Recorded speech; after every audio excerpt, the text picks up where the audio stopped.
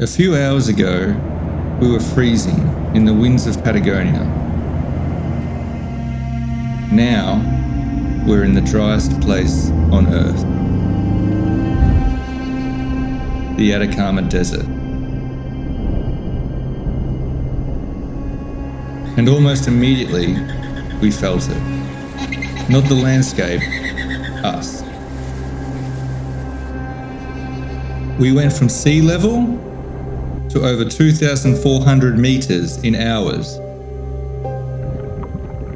And altitude doesn't announce itself.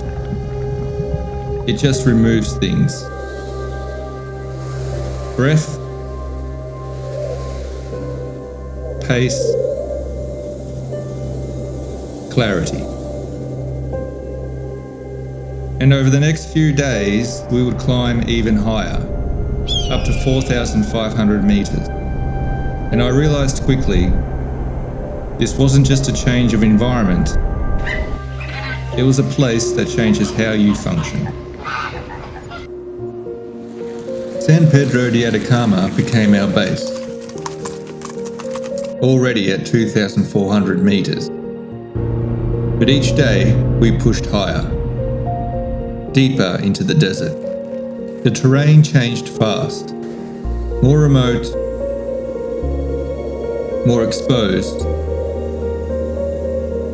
less forgiving. I told my parents to stay close, as altitude can hit fast up here.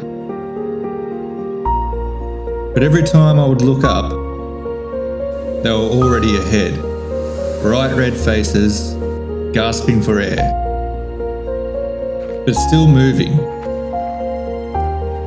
like stopping was never part of the plan.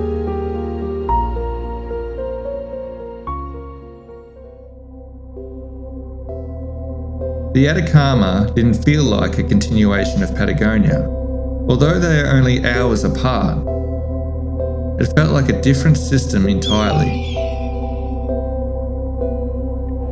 Where Patagonia was wind and cold and exposure, this was dry, vast, and had an altitude that had real, lasting effects. This was going to need a different approach. We would wake before sunrise, around 4:30 a.m, and drive 2-3 hours in near total darkness to reach the remote lakes and volcanic ridges. The car at least insulated us from the cold, but every turn demanded focus. Mental fatigue building as we navigated the unfamiliar roads. The real trial began the moment we stepped outside. At 4,500 meters, the thin air hit like a truck. Lungs burned, fingers and toes went numb, the cold stinging like tiny knives.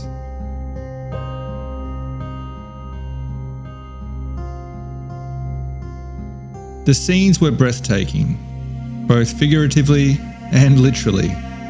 But capturing them in a photo or film was a different challenge entirely. Everything demanded absolute attention. Altitude scrambled the mind, and simple tasks became the world's hardest Sudoku. I would look across to see Dad spreading butter with a spoon. As for myself, I would be staring at my camera settings as if they were Egyptian hieroglyphs. There was no autopilot here. With all that in mind, I worked with what the environment and my collapsed thought process gave me. Short windows to capture the mirrored lakes.